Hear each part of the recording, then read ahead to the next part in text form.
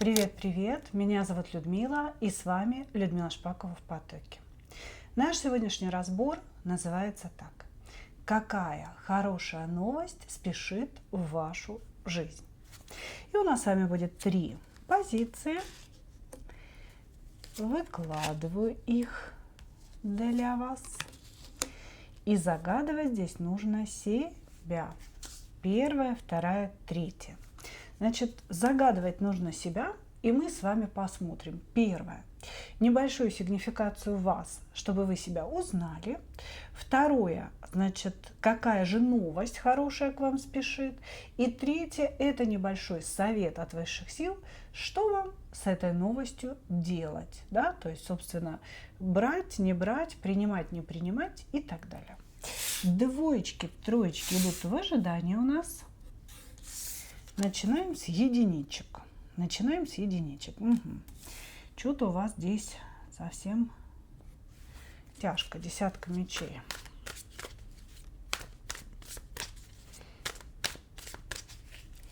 Предательство какое-то. Или предательство какое-то пережили. И да, предательство в любви. Угу. Прекрасно. Значит, что нам говорят? Первое. Вы кубковая королева. Мягкая, принимающая, понимающая, всепрощающая женщина. Да?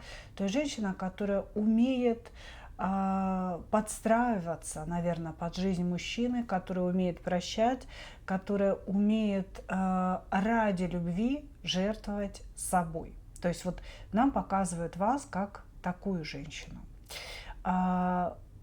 Вы долгое время находились в каких-то любовных отношениях.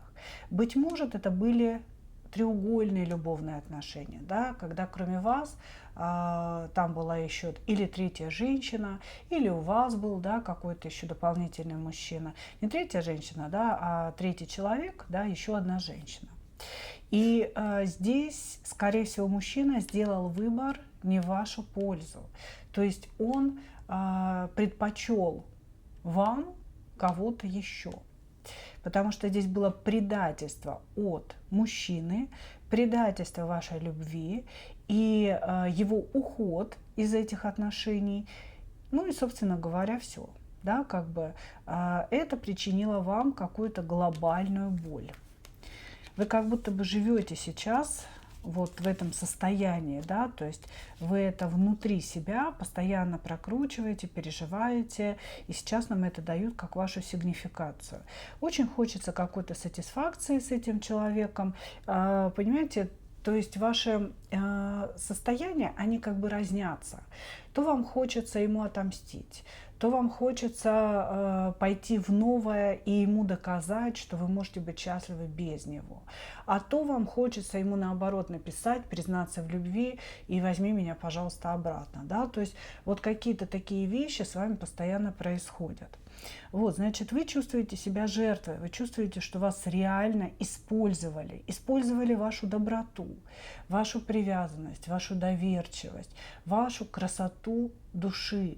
И вы не можете понять, ну как же это возможно, как ты мог быть настолько коварным человеком, понимаете? То есть у вас внутри идут постоянные переживания, перекручивания, и вот эти, знаете, то желание вернуться в отношения, то желание отомстить, доказать, и все это крутится вокруг одной темы.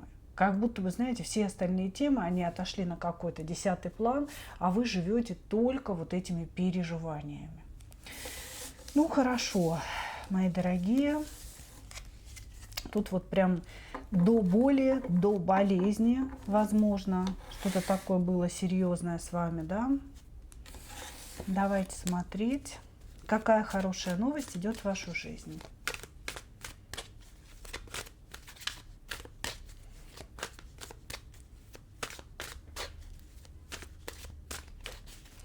Какая хорошая новость идет в вашу жизнь.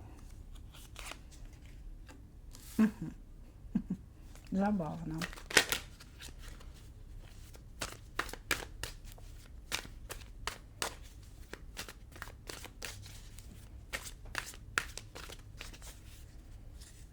Ну-ка, что это значит?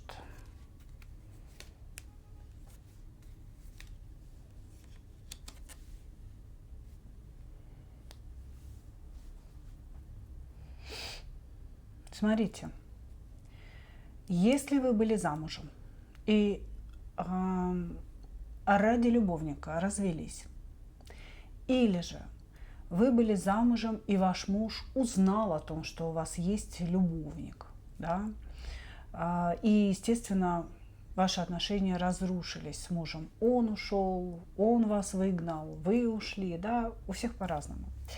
Так вот, хорошая новость для вас заключается в том, что появится ваш муж с предложением. То есть здесь будет возвращение мужа, его письмо, его сообщение, да, звонок и слова любви.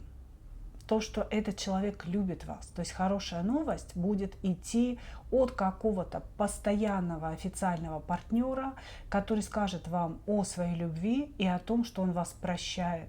И он очень хочет восстановления отношений. То есть здесь будет какое-то такое сообщение от этого человека. Значит, и хорошая новость говорит о том, что вы снова можете быть любимой, снова можете быть вот такой доверчивой, мягкой кубковой королевой, любящей кубковой королевой. В случае, если вы примете после периода пустоты, вакуума, да, примете назад своего официального партнера. Если кто-то ждет проявления своего мужа, если кто-то уже осознал, да, что совершил ошибку, что тот второй человек оказался предателем, да, в вашей жизни, то ваш муж скоро появится и принесет вам свой туз кубков, принесет вам свою любовь. Значит, если вы были не замужем, да, вот до момента вот этого предательства, которое вас убило, которое вас подкосило. Если вы были не замужем, то здесь вполне вероятно появление, ну то есть у вас сейчас в жизни будут очень серьезные перемены. Вам нужно к ним прям подготовиться, да? После периода пустоты, после периода вакуума, когда вы не знаете, что вам делать, в вашей жизни появится очень серьезный мужчина для брака, который принесет вам любовь, принесет вам успокоение, заботу, и рядом с которым вы сможете чувствовать себя безопасно. Ну, на самом деле, да, кубковая королева – это королева-жертва. И таким женщинам очень тяжело найти действительно безопасного партнера, потому что они магическим образом притягивают к себе нарциссов, деспотов, садистов каких-то, понимаете, которые на них отыгрывают вот эту свою жизненную нереализованность. А здесь хорошая новость состоит в том, что в вашу жизнь идет какой-то настоящий партнер, какой-то безопасный партнер, настоящий мужчина, да, в, ну, скажем так, ипостаси отца, наверное, потому что все-таки иерофант, да, человек с правильными установками, который принесет вам свой туз кубков и который очень скоро объявится и напишет вам. То есть это будет через какое-то письмо, сообщение или же, может быть, созвон, да, то есть человек вам позвонит. Вот. Может быть, даже вы знаете этого человека, потому что здесь все идет как-то, знаете, после периода тишины, после периода пустоты появляется очень важный человек. Возможно, вы знаете этого человека, это человек из прошлого, которому вы доверяли, который знает вас, и вот он придет со своей любовью и даст вам какое-то безопасное будущее и возможность быть той самой мягкой, принимающей кубковой королевой. Девочкой, да, возможность быть девочкой. Хорошо, хорошо. С такой новостью, да, что нам делать? Каков совет пространства?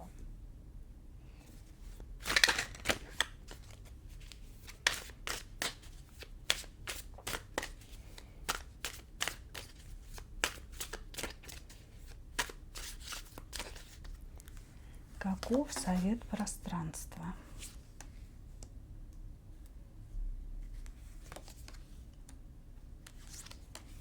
на самом деле подождать. Здесь совет подождать. Первое. Вы сейчас страдаете по какому-то ушедшему предателю. Ну, если не можете прекратить эти страдания, если вы еще не настрадались, да, то погрузитесь в них. Существует такой метод, да, это дойти до самого дна. Сядьте, начните рыдать, пересмотрите все ваши диалоги, все ваши фотографии, прорыдайтесь вот просто до состояния обнуления.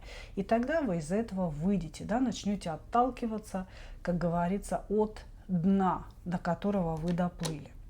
Значит, если же ваше страдание уже, ну так, на фазе выхода, скажем так, вам нужно немножко подождать. Вот этой хорошей новости, вот этого события, которое произойдет, да, вам нужно немножко подождать. Здесь буквально, да, совет гласит: затихарись, спрячься, перестань общаться на какое-то время со всеми своими знакомыми, не рассказывай ничего о себе или о своих переживаниях. Просто будь внутри самой себя. Будь внутри себя и жди, когда извне придет эта новость. Дело в том, что появление этого человека, о котором идет речь, иерофанта, да, вы не можете ни приблизить, ни отодвинуть. Это идет извне. И, соответственно, вы это можете только прожить, да, только прожить, а после этого только принять. И, соответственно, вам говорят о том, что нужно подождать. Нужно подождать и как-то затихариться, спрятаться от мира, спрятаться от каких-то таких бурных событий, наверное, так можно сказать. Принимать ли вам человека, который идет? Здесь говорится о том, что или это действительно человек абсолютно новый, которого вы будете бояться после пережитого, которому вы будете не доверять. Здесь говорится о том, что этот человек – это ваша судьба, это ваше колесо фортуны, удача, да? Встреча с ним – это удача, несмотря на то, что вы будете чувствовать какое-то отдаление, чуждость человека. То есть он будет не похож на вас, он будет какой-то такой непонятный, да? Вы сразу не сможете его принять, и сразу вот эта химия не произойдет. Или же, если это человек из прошлого, вы будете думать о том, сколько утекло воды, да, как бы да ладно, да не собираюсь я вступать в ту же самую воду. Он, скорее всего, изменился, я тоже изменилась, и Вася-тряся, да.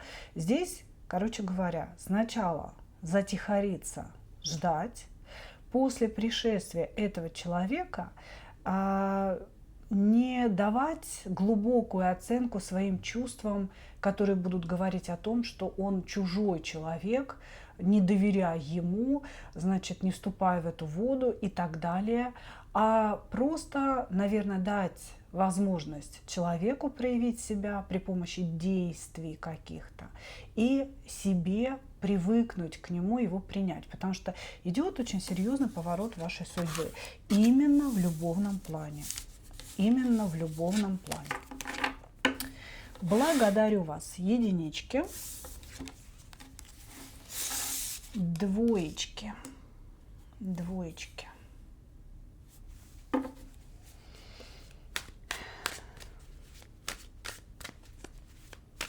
Что у вас происходит? Сейчас мне говорят, вы в состоянии какой-то злости, за кем-то следите. Может быть, какого-то возлюбленного своего выслеживаете, высматриваете его в соцсетях, там читаете диалоги.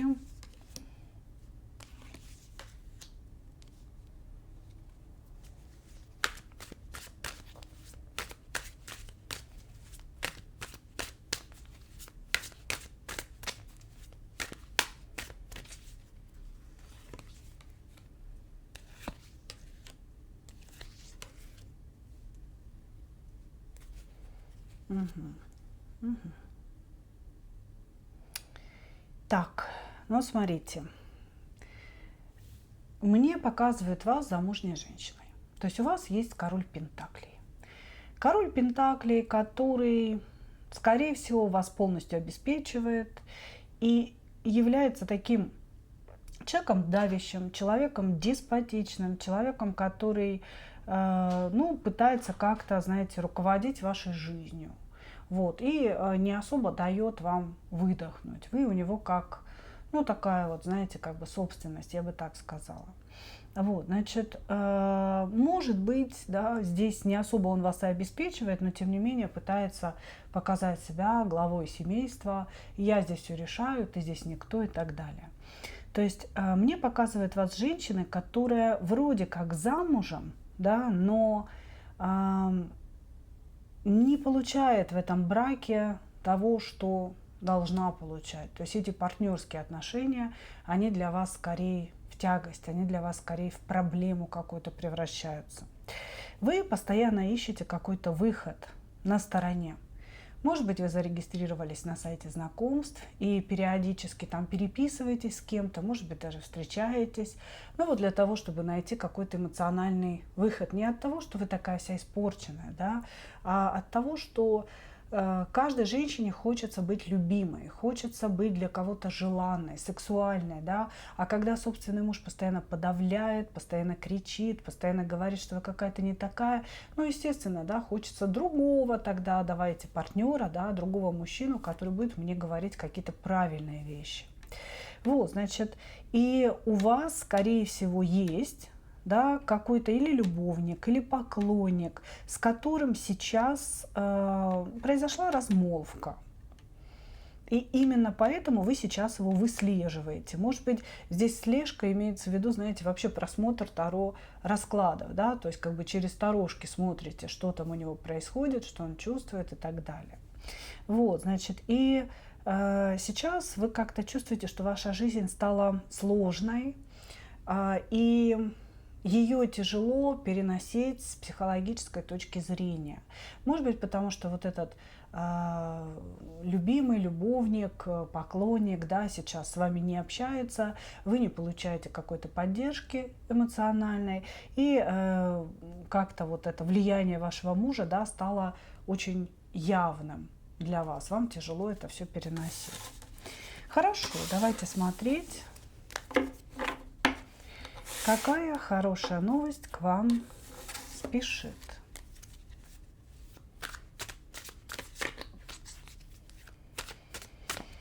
Какая хорошая новость к вам спешит?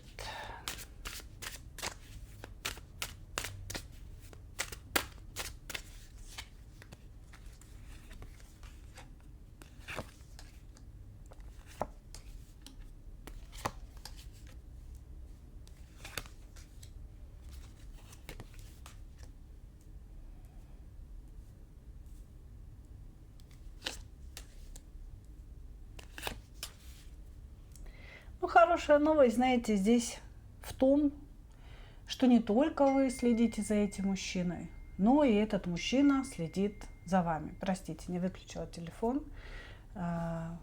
Клиенты пишут и здесь. Вот, поэтому звоночки. Значит, итак, не только вы следите за мужчиной, не только вы его просматриваете, но и этот мужчина, в котором вы заинтересованы, тоже просматривает вас. Значит, хорошая новость состоит в том, что мужчина, о котором вы думаете, считает себя недостойным вас. И, ну, как будто бы, знаете, может быть, он тоже не свободен, ему нечего вам предложить. И поэтому он ведет себя определенным образом, да, может быть, не хочет встречаться или не отвечает на ваши сообщения. И этот человек, он в ближайшее время должен как-то себя обозначить. Может быть, у вас долго не было общения с этим мужчиной, да? Может быть, как раз последний разговор был связан с тем, что он не может вам ничего предложить, да, никакого будущего, или он вам сообщил о том, что он женат. Короче говоря, здесь будет появление того, за кем вы следите, да, некого такого поклонника вашего. Здесь будут его слова о том, что он очень много думал о вас, о том, что он любит вас, что вы та самая императрица его жизни. но, к сожалению, ничего между вами невозможно. То есть хорошая новость – это некий разговор, это некое выяснение отношений, да, с человеком, о котором вы сейчас думаете. И этот человек, он как будто бы будет объяснять свое поведение. Он будет говорить: я люблю тебя, я действительно хотел бы с тобой быть. И если бы мы с тобой встретились раньше, ты стала бы моей императрицей. Но, к сожалению, у меня уже есть императрица, да, у тебя уже есть император. Ну, или какие-то иные обстоятельства он вам будет объяснять. То есть он будет объяснять, почему он так сказал, почему он так поступил, почему происходят какие-то вещи в ваших отношениях. Понимаете, почему вообще как бы они происходили и так далее. Дальше, значит, вы узнаете о том, что он тоже за вами следил. Здесь человек может признаться вам в том, что он тоже ходил там к тарологу или, например, выискивал информацию о вас в интернете, например, да, я видел каждую твою фотографию, я видел каждый твой статус, да, просто я был там в какой-нибудь невидимке, да, и ты не видела меня, что я посещал твою страницу, но я тобой был заинтересован, и я в любом случае присутствовал в твоей жизни. Вот, значит, и какая еще хорошая новость пишет? Помимо этого мужчины, да, помимо разговора с ним, его появления в вашей жизни, к вам приедет какая-то замужняя дама. Зачем?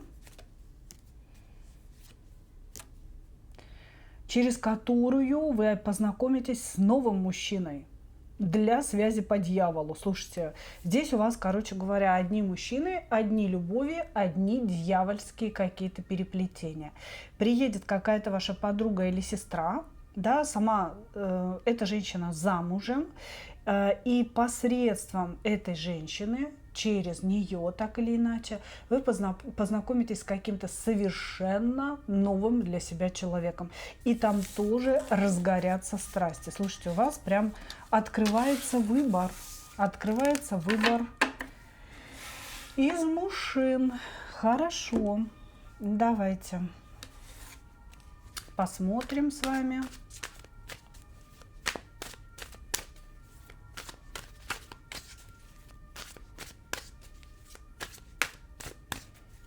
Совет для вас. Совет для вас. Угу. Ну, совет здесь, знаете, на самом деле, наверное, пуститься во все тяжкие. Не знаю почему, но смысл такой. Идет какое-то осуществление вашей мечты. Ну, наверное, мужчины, которые будут признавать в вас красивую, сексуальную, умную женщину. Да? Сейчас в вашу жизнь приходят мужчины, может быть, один вот этот почти бывший, да, один какой-то совершенно новый, которые будут показывать вам вашу собственную сексуальность, вашу собственную ценность и важность. И здесь говорится о том, отпусти себя, пустись во все тяжкие, позволь, ну, двое мужчин, так пусть будет двое мужчин, да, не обязательно же с ними со всеми спать, да, как бы можно общаться, общайся, осуществляй свою мечту, говорят вам. То есть здесь нет никаких ограничений, здесь четкое такое указание, чтобы вы порадовали себя. Порадовали себя. То есть здесь прям буквально говорится, что после долгих страданий, после каких-то слез, после унижения, ощущения себя растоптанной, да, ты можешь наконец-то, да, увидеть реализацию своей мечты и постарайся ее не упустить, взлетай и растворяйся в исполнении. Вот так. Благодарю вас, двоечки. Благодарю вас, двоечки.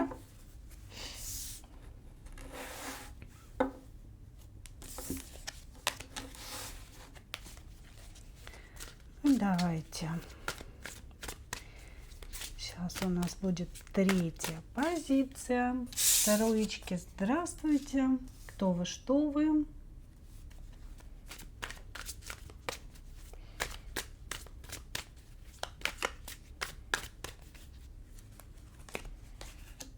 что у вас сейчас происходит.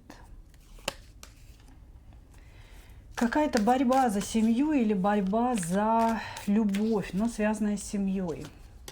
Или вы замужем, и у вас сейчас в семье происходят какие-то нехорошие такие перетурбации. Кто-то уходит, кто-то хлопает дверью, может быть, кто-то кому-то изменил. Вот, значит, или вы собираетесь замуж, но у этого есть определенные препятствия. Здесь семейные карты, которые говорят о том, что для вас сейчас очень-очень важно семейный момент, да, очень важен семейный момент. И идет прям колоссальная борьба за семью.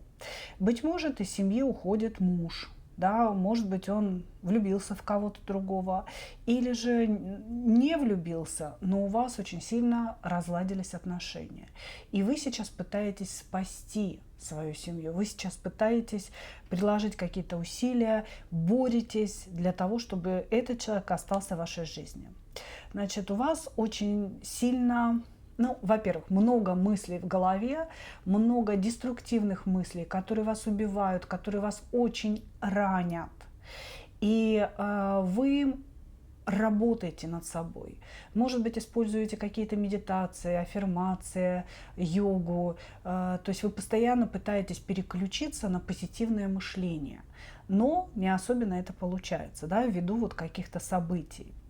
Или же, допустим, муж не уходит, но между вами постоянные ссоры, и вы не можете понять, из-за чего. Вы подозреваете мужа в измене, да, подозреваете в том, что он вас уже разлюбил, и имеет ли смысл этот брак. С другой стороны, может быть, думаете о том, что вы действительно любите его, и этот брак важен для вас. Это самое важное, что стоит сохранить, да, в вашей жизни. Здесь идет борьба за семейные отношения. Значит, также, да, а здесь может быть жених, человек, с которым вы только начали еще строить отношения, возможно, уже было предложение выйти за него замуж, или вы очень хотите выйти за него замуж, и поэтому вы так сильно боретесь за этого человека. То есть есть мужчина, кубковый король, которого вы любите, но с которым не все так гладко, да, может быть, предложение сделал, точной даты не назначил, может быть, не делает никак предложение, а вы очень-очень много лет уже вместе, да, и уже, в общем-то, казалось бы, пора бы перевести все на более стабильные рельсы. Вот, у вас очень сильно болит голова от этих переживаний, и приходится бороться. Вот сейчас прям момент какой-то борьбы за любовь, борьбы за семью. Если ваша позиция, смотрим хорошую новость. Смотрим хорошую новость.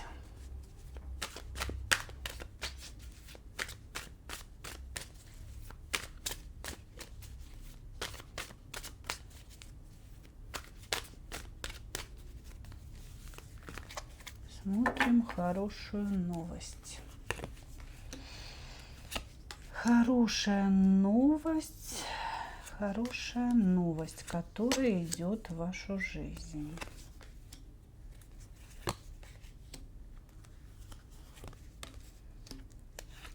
Ну, здесь про того, за кого вы сейчас боретесь.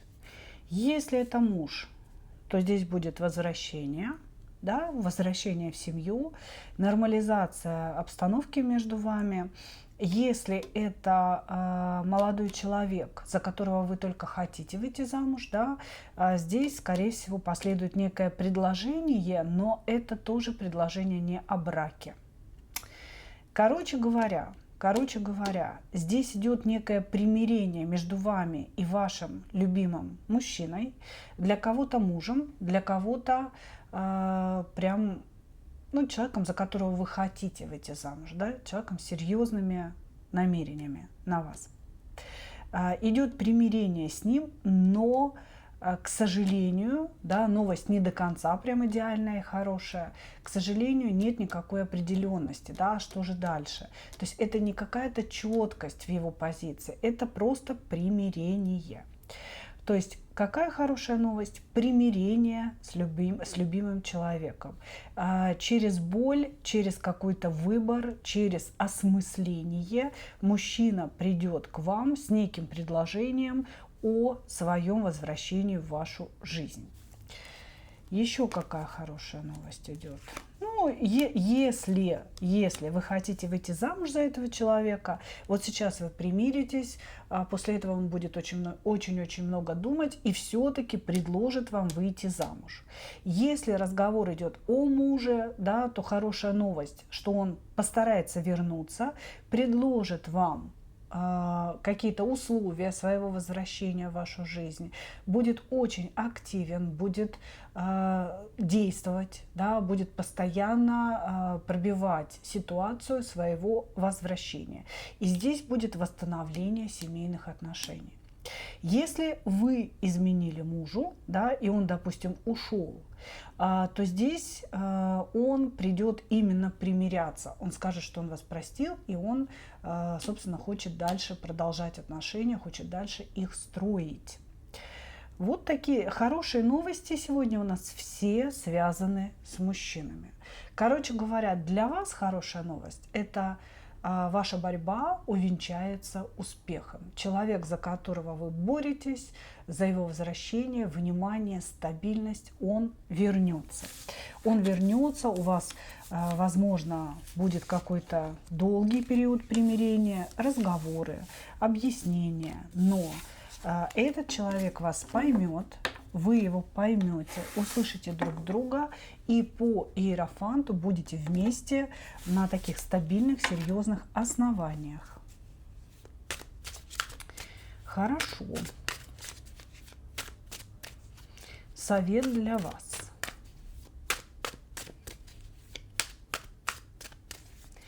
Совет для вас.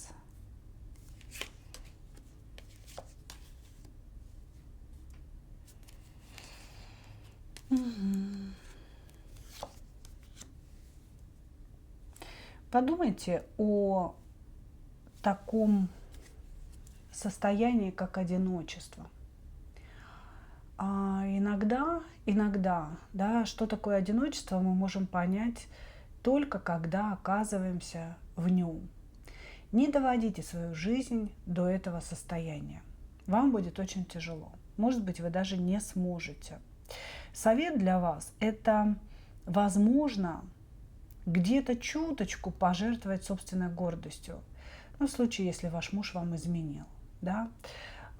Или где-то чуточку признать свою вину, если вы сами виноваты перед этим человеком. Вам говорят о том, что самое важное – это семья, самое важное – это стабильность в этой семье. И какие-то кризисные моменты возможно пройти вместе, если вы близкие люди, если вы по-настоящему друг друга понимаете. И тут вам говорится лишь о том, чтобы вы задумались о том, как страшно звучит слово «одиночество», как сложно и тяжело находиться в состоянии одиночества. И здесь вам говорят подумать не только о себе и не только о своем состоянии одиночества, но и о состоянии одиночества вашего мужчины, того человека, который находится по ту сторону провода. Понимаете, что все вы, и он, и вы страдаете от этого чувства. И, возможно, здесь нужно немножечко себя приспустить с неба на землю, усмирить гордыню, гордость, претензии для того, чтобы выровнять отношения и не остаться в этом одиночестве. Вот об этом здесь речь. Вот такой совет. Вы его трактуете для себя самостоятельно, мои дорогие, да, потому что у всех разная история жизни. Ну что, я благодарю вас. Такой у нас сегодня получился разбор. И, как обычно, хочу пожелать вам только одного. Встретить свою настоящую любовь и не потерять в ней себя. Ну а мы увидимся с вами в следующих видео. Пока-пока!